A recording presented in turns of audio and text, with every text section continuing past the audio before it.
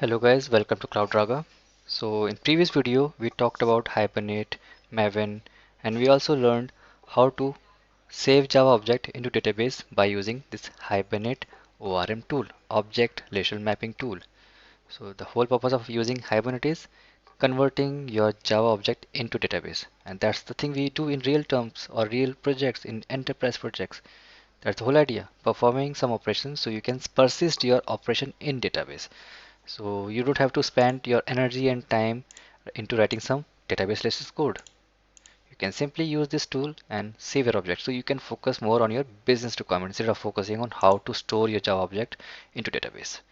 So this things makes easy for us if you're using this tool.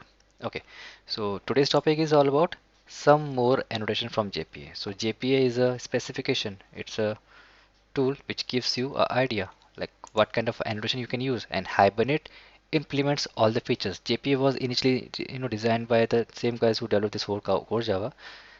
It's from Sun Microsystem. Later all these technologies they do implement. So if you have to want to list, you can see that's a package Java Extra Persistence. Java Persistence is the API for management of persistence and object relation mapping. Okay, that's what its official documentation says.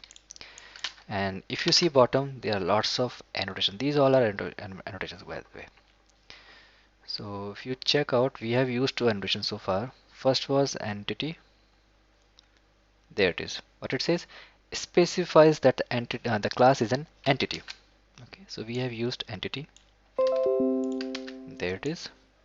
And we have used one annotation, ID. Specifies the primary key of an entity. We have clearly says about it. So you can have a look what kind of annotation are present. Just for reference, I'm giving this in the description as well. I'll paste this in the description of the video so you can refer later. So for now, we will see some more annotations or some more features like how to generate auto generate the primary keys. That's the one good thing. You are not supposed to write primary keys by your own.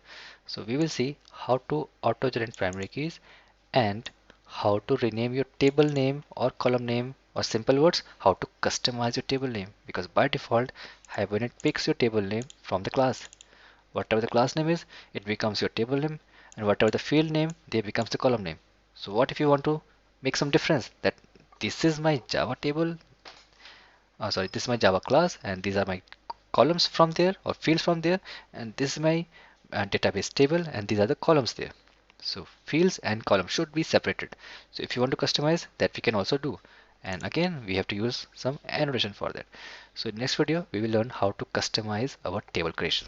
Thanks for watching this video, guys. Let's meet in next video. Bye bye.